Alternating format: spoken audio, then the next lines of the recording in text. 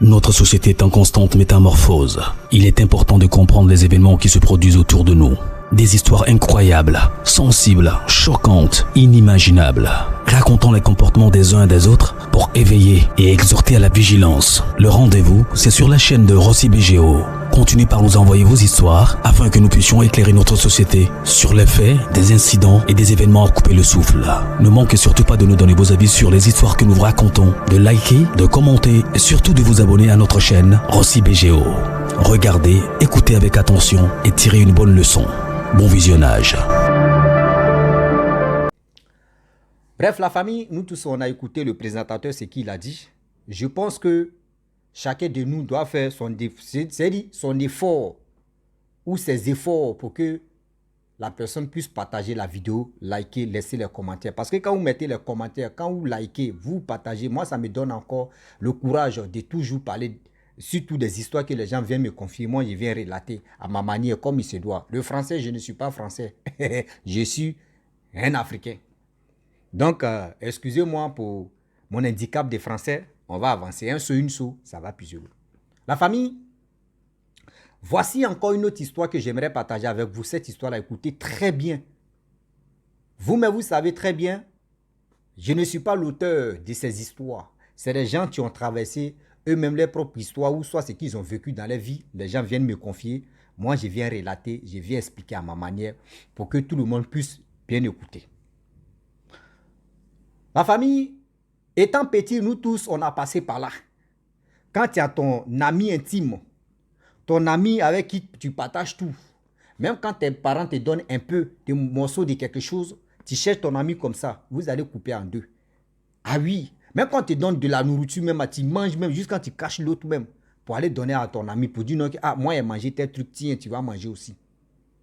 Je pense qu'il y a des gens qui vont se retrouver aussi dans ce que j'ai dit. La famille, franchement, il y a des amis et il y a des amis. Il y a des amis et il y a des amis. Il y a des personnes qu'on dit non, ce sont nos amis, mais on ne sait même pas. Et les gars nous cachent quoi au juste. On ne connaît pas c'est quoi les gars mijotent. On ne connaît pas qui est cette personne qu'on dit non, c'est notre ami. Voici une fille. C'est-à-dire la dame, tu m'expliquais l'histoire. Quand elle était petite, sa camarade, sa meilleure amie, est décédée, elle est venue la chercher. Mais comment elle est venue la chercher, on va écouter ensemble et vous allez mieux comprendre. Mais bien avant que j'explique l'histoire, même à question, je vous demande pardon. Je parle toujours de ma fameuse chaise. Je vous dis quand même, venez, on va participer pour que je puisse acheter une chaise. Hein.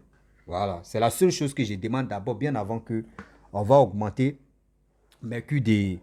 Voilà, donc s'il vous plaît, de grâce, il est temps de m'aider, de me soutenir pour que je puisse acheter une chaise, pour que je puisse être confortable, pour que je puisse avoir aussi le courage. Parce que c'est pas facile. Je suis assis même, souvent mon dos me fait mal, mais je fais comment? Tu peux faire comme ça, c'est bloqué. Mais tu es obligé de bailler parce que tu veux vraiment édifier, tu veux aussi vraiment aider d'autres personnes à se méfier. C'est pour cela qu'on fait ce combat-là. Sinon, c'est pas pour rien. Ah oui.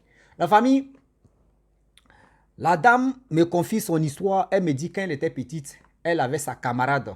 Avec cette camarade-là, elle partageait tout. Elle faisait tout. Même souvent, même, sa camarade passait toute la journée dans sa cour.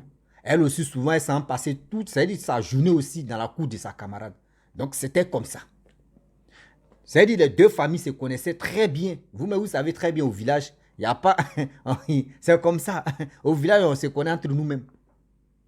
Donc, du coup, quand il y a des choses... Elle appelle sa camarade, les deux viennent manger. Souvent aussi, quand sa camarade aussi, elle ne veut pas manger seule, elle appelle sa camarade, les deux mangent. À chaque fois, quand elle a quelque chose, quand c'est maïs, quand c'est banane, quand c'est pain, quand c'est des choses, quand elle voit sa camarade, elle veut couper. Genre comme elle veut diviser en deux, l'autre attrape moitié, l'autre attrape moitié. Quand elle veut couper, sa camarade parle dans sa gorge. Elle mijote. Ça veut dire sa bouche, ses lèvres, là, elle parle. Donc l'autre aussi, elle ne comprend pas. Elle dit, à chaque fois, elle voit sa camarade en train de mijoter. Mais elle ne comprend pas ce qu'il nous dit. Donc, au fur et à mesure, quand il y a quelque chose à partager, il y a toujours ces trucs-là. Donc, un jour, elle s'est levée, elle dit non. Ah, mais pourquoi à chaque fois, quand on veut partager quelque chose, ou on veut manger quelque chose, et puis tu mijotes, ou tu parles doucement, mais moi, je n'attends pas. Elle dit, non, il faut laisser que ce n'est rien. Elle dit, ok. À chaque fois, c'était comme ce n'est rien. À chaque fois, elle voit sa camarade, à chaque fois, quand ils sont ensemble, elles font les trucs, elle mijote dans sa bouche. À chaque fois, c'était comme ça se répétait. Mais elle ne faisait pas attention. Parce qu'elle demande à sa camarade dit, non, ce n'est rien, il faut laisser. Donc, vous savez très bien qu'on fait des rêves. Souvent, dans notre rêve, on voit nos amis intimes, nos amis de confiance, nos amis, ça veut dire nos amis même qu'on cause avec eux, on fait tout avec eux. Dans nos rêves, c'est le même rêve, ça veut dire c'est ça, tu continues. Or, dans leur village, il y a une cour d'école. Dans cette cour d'école-là, souvent dans son rêve, elle se retrouve là-bas, derrière cour d'école, avec ses amis, les gars jouent à chaque fois. Donc, quand elle se lève, parce qu'elle dort au milieu de sa grand-mère et son grand-père. Donc, c'était toujours comme ça. Quand elle rêve, souvent, elle se retrouve derrière cour d'école avec ses amis, les gars s'amusent. Et puis, matin, bon, ça continue encore. Un jour, elle dit, elle dormait comme ça, et puis, bah, elle rêve, elle est derrière cour d'école avec sa camarade. Elle demande à sa camarade et les autres. Sa camarade dit, il faut laisser les autres là. S'ils ne veulent pas, s'ils ne sont pas là, je suis là avec toi. Elle dit, mais tu es avec moi comment? Elle dit, non que oui, mais je suis avec toi, on est deux, non? Elle dit, mais on n'est pas deux. Mais moi, où je suis là? Je sais que ce que je suis là fait là, c'est rêve. Parce que ça, c'est bizarre. Elle dit, non, même dans ton rêve, même je suis à côté. Qu'il faut laisser. Elle dit, ah, c'est bizarre, hein? C'est bizarre que ça là, on est deux ici. Elle dit non, il faut laisser. Tu sais que nous sommes des sœurs, nous sommes des camarades, donc on n'a qu'à jouer. Donc elle aussi, elle a laissé et puis elle a commencé à jouer avec elle. Le lendemain, elle se lève, elle n'a pas dit à ses parents, elle n'a pas dit à ses grands-parents. Je vous dis toujours, souvent quand vous faites les rêves qui ne sont pas vraiment jolis à attendre ou jolis à voir, dites à au moins une personne. Vous pouvez dire à vos amis, vous pouvez dire à vos proches, vous pouvez dire à quelqu'un. Là, quand c'est comme cela, là, la personne sait déjà que tu n'as plus de secret à garder. C'est-à-dire, toi, quand tu vois des choses, tu peux parler. Il ne peut plus venir te chercher encore. Elle a gardé le silence, elle n'a pas parlé à quelqu'un. 2 jours après, elle rêve encore. Elle se retrouve dans un coin encore qu'elle-même, elle ne connaît pas. Elle n'est jamais arrivée là-bas. Elle est sa camarade. À chaque fois qu'elle rêve, elle est sa camarade. Mais il y a des endroits même qu'elle-même n'est jamais arrivée. Elle est toujours sa camarade.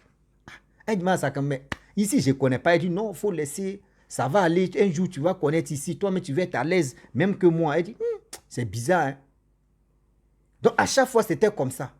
Et un jour, elle était à la maison. Toute la journée, sa camarade n'est pas venue à la maison. Toute la journée, c'est dit, parce que sa camarade, elle se lève à 7 heures. Vous savez très bien qu'au village, on se lève très tôt. À partir de 5h30, les femmes se lèvent, les mamans se lèvent pour balayer au moins leur cou. À partir de 7h, les enfants sont à côté du feu, en train de chauffer de la nourriture pour manger en même temps. Et puis, la journée continue comme ça. Donc, du coup, à partir de 7h, 8h, 9h, 10h, midi, 13h, 14h, 15h, elle dit à sa grand-mémé, je ne vois pas ma camarade là. Hein. Je ne sais même pas. Elle dit, moi-même, il n'est pas vieux. Il dit, ok, est-ce que mémé, je peux aller chez elle là-bas pour voir si elle a un problème ou soit pourquoi elle ne vient pas. Sa mémé dit, ok, il n'y a pas de problème, tu peux aller. Donc, elle a demandé permission à sa grand-mère, elle allait voir sa copine. Elle arrive là-bas, elle voit la copine, la mère de la copine, le père de la copine, la grand-mère de la copine, les frères et sœurs de la copine sont là. Ils ont la tête abaissée. Elle arrive, elle dit, maman, tanti, je veux voir tel... Bon, je vais donner un nom comme ça. Bon, je vais donner comme ça, Déborah. Maman, tanti, je vais voir Déborah. Le père regarde la petite et il remue sa tête 3 fois et il abaisse sa tête. Et aussi, elle pose la question à le père de Déborah. Papa, tonton, je peux voir Déborah. Depuis le matin, je ne l'ai pas encore vue. Le père aussi, je ne sais pas c'est quoi, je ne sais pas si c'est un enfant qui ne connaît rien. Et il dit à la petite que non, il faut aller dans la maison là-bas. Oh, leur fille qui est décédée, ils l'ont maquillée avec caoulet blanc, tout, nu, caoulet blanc. Et puis ils l'ont mis au salon avec drap, bon, un truc comme ça. Oh, la petite, elle dit non, qu'il y a question. Bon, si maman, si t'appelle la petite à ce temps, tu parlais de ton passé. Donc, c'est ton passé, je prends pour dire la petite. Donc, excuse-moi, vraiment, excuse-moi pour ce truc. Si elle t'appelle petite, pardon, faut pas te fâcher. Je suis là mieux expliquer l'histoire, mais pour que les gens puissent mieux comprendre. Voilà. Donc, la petite, la jeune fille qui allait voir sa camarade, sa grand-mère avait dit non que, ah, si tu vois une personne, tu le touches, tu le révèles, la personne ne parle pas, ça veut dire que la personne est décédée. Elle dit, ok, il n'y a pas de problème. Donc, c'était déjà gravé dans sa tête. Donc, le père de la fille qui est décédée là, elle dit à l'autre là, sa camarade, va elle au salon. Elle s'envoie, l'autre là, sa camarade, ils l'ont maquillée avec les caoulets blancs. Elle touche sa camarade ne bouge pas. Et c'est là maintenant, elle a réfléchi, elle dit non, ma grand-mère m'avait dit non, que quand tu touches quelqu'un, la personne ne répond pas, tu le réveilles, il ne répond pas, c'est qu'il est déjà décédé. Il dit ok. Elle vient, tout pleurer, tellement qu'elle était traumatisée, elle a commencé à pleurer, courir, elle allait voir sa grand-mère. Elle dit, grand-mère, Déborah est décédée.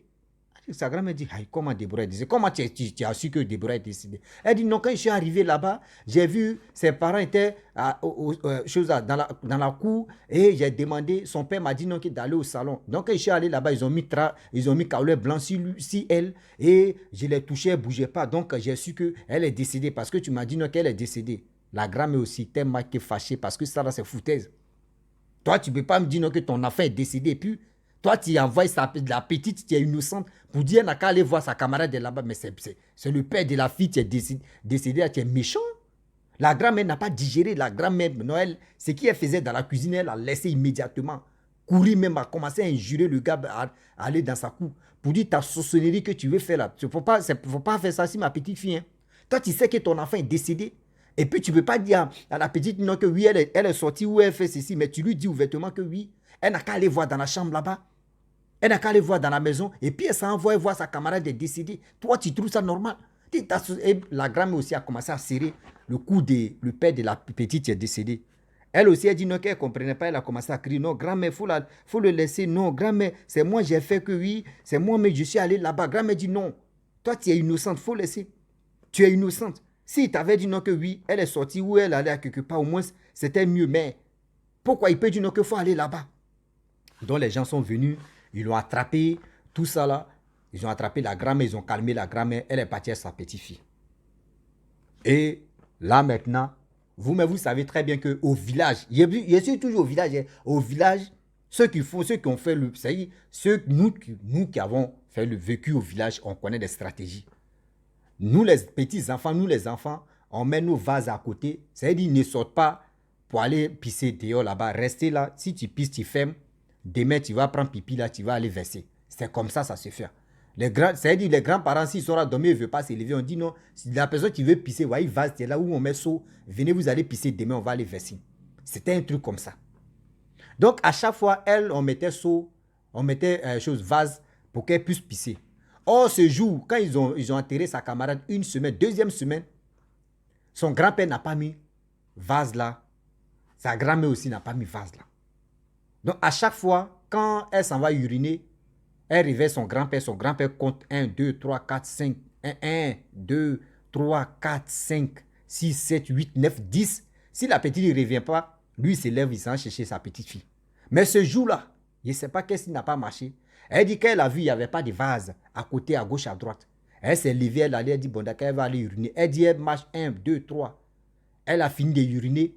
Derrière la cour, elle voit, il y a une lumière qui s'allume là-bas. Petit comme ça, et puis, il y a l'autre cœur qui dit, non, il faut aller là-bas. L'autre cœur dit, non, il ne faut pas aller là-bas. Mais l'autre cœur qui disait, l'instinct, il disait, non, qu'il faut aller là-bas. Et plus élevé même que l'instinct, il disait, il ne faut pas aller là-bas. Donc, elle a eu le courage de faire des pas, 1 pas, 2 pas, 3 pas.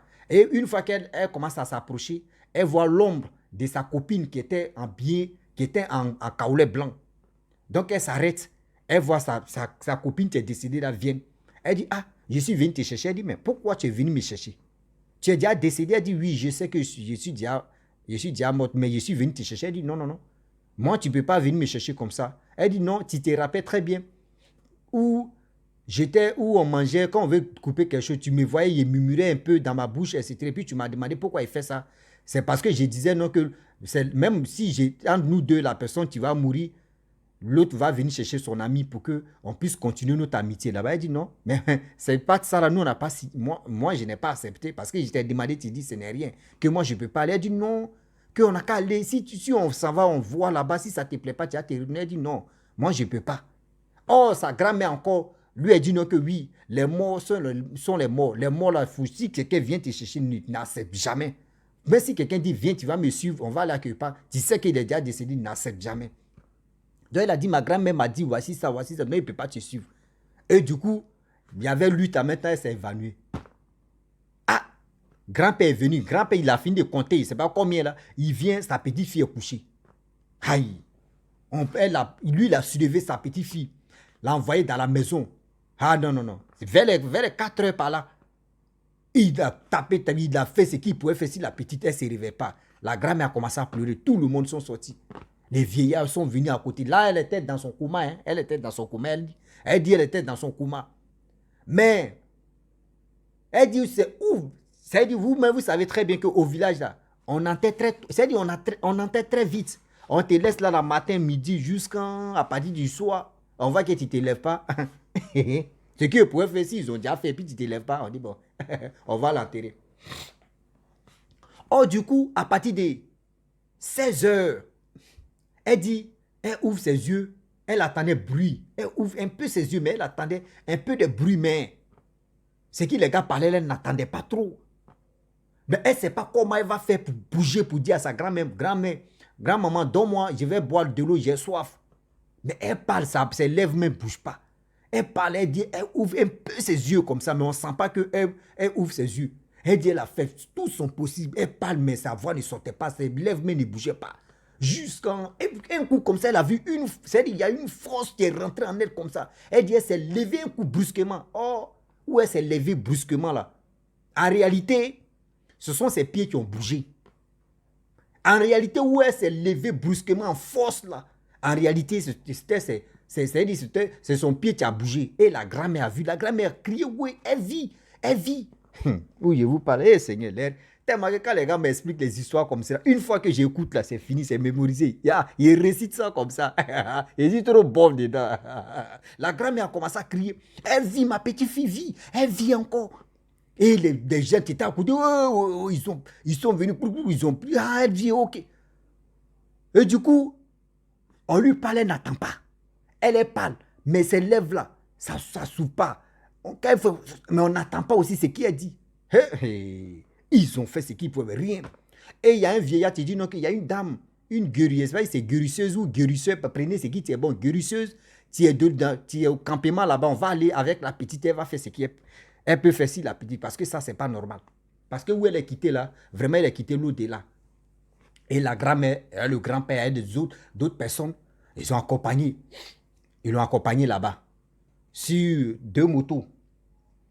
On les a accompagnés. Lorsqu'ils arrivent là-bas, la dame dit, ah, bienvenue.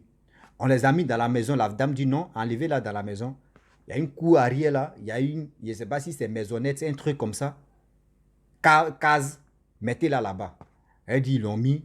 Elle dit, c'est où elle s'est ressaisie là. C'est là elle va démontrer maintenant. Oh, le problème est que, elle dit, quand ils l'ont mis là-bas, il y avait des trucs, des fétiches, des trucs, etc., etc. Elle dit, la dame a mis des coulos dans l'eau, les trucs dans sa bouche, elle met ça sur son visage. Mais elle dit, elle parle. Pour dire, ok, pourquoi tu mets des choses dans mon visage, mais sa voix ne sortait pas. Elle fait ce qui est pour, elle met dans ses oreilles, pour, elle fait ceci, maquiller tout son corps. Vous-même, même si c'est là où, si son visage là. Et elle, la dame a fait ce qu'elle pouvait faire. Et du coup, sa voix est sortie. Mais pourquoi tu fais ça? Elle dit, oh, sa voix est sortie. La grand-mère aussi, elle était heureuse. Et au moins, ses oreilles aussi. Sa grand-mère a parlé, elle dit, tu m'attends? Elle dit, oui, mémé, je t'attends. Et ça a commencé un peu. Et elle a dit, non, que calmez-vous. Il y a quelque chose qu'elle va vomir. Et la dame a fait ce qu'elle pouvait faire. Puis appuyer le ventre. Elle lui a donné des choses, elle n'a qu'à avaler. Elle dit, quand elle a fait sortir un truc là, c'était déjà emballé. C'est un petit truc, c'était déjà emballé. Et la femme ouvre comme cela, c'est fumée noire, tu sors dedans. Fumée noire, tu sors dedans. La dame dit, c'est presque fini. Et elle a déchiré son ventre un peu, met les médicaments, tout ça là. Et elle a fait ce qui est. Elle demande, mais ce que tu es en train de faire là, ma camarade là, c'est ça, elle voulait me faire aussi. Elle dit non que oui, ce que je suis là faire là, je suis là mettre barrière. Je suis là mettre barrière. Elle va plus, c'est-à-dire, elle est de l'autre côté là-bas, toi tu es de l'autre côté, tu ne vas plus la voir. Et ça va rester comme ça. Et du coup, elle dit aussi, la dame aussi dit à les parents de la petite non que son totem, elle ne doit pas manger crabe. Oui, elle ne doit pas manger crabe. Mais elle peut manger tout sans manger crabe. Elle dit, ok, les parents aussi ont accepté. Mais vous savez, quand tu veux vraiment sauver ton enfant, c'est qu'on te dit, tu acceptes. Et les grands-parents ont accepté, ils sont allés à la maison avec elle. Tout se passait bien. Elle dit, c'est quand elle a grandi, elle a connu l'homme et puis elle a connu aussi ce qu'on appelle Jésus-Christ.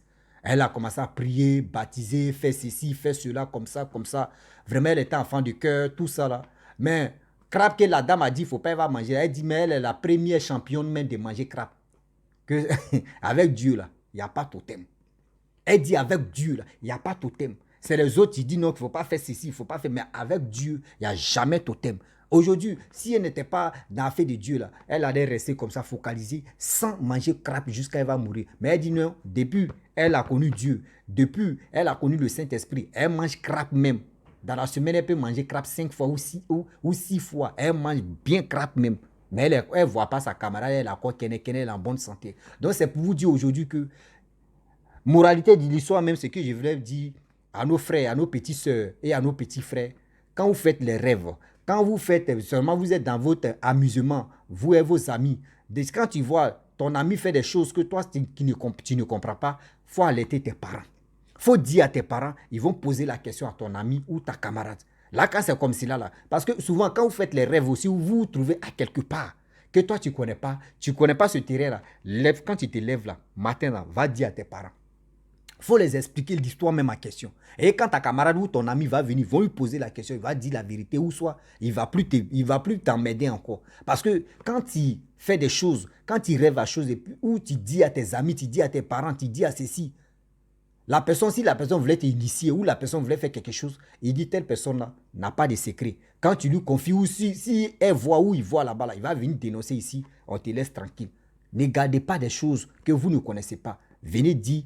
C'est-à-dire, dites à vos parents, dites à vos proches. Et quand c'est comme ça va vous sauver la vie. Ah oui, ça va vous sauver la vie. La famille, le rêve, tu es là, il y a des significations. On ne se lève pas comme ça pour dire, je rêve et puis c'est fini. Non, quand tu rêves à des choses que tu ne comprends pas, assieds-toi et puis tu réfléchis et puis tu dis, ça là, je ne comprends pas, c'est bizarre. Donc, méfions-nous et écoutez très bien tout ce qu'on fait. La famille, vraiment, j'aimerais m'arrêter là. Si tu es nouveau, tu es nouvelle sur ma vidéo, il faut t'abonner sur ma chaîne YouTube, ma page Facebook, Instagram. N'oubliez pas de partager mes vidéos et aussi liker. Je vous dis à très bientôt. Ciao. Bisous. On est ensemble. Big up.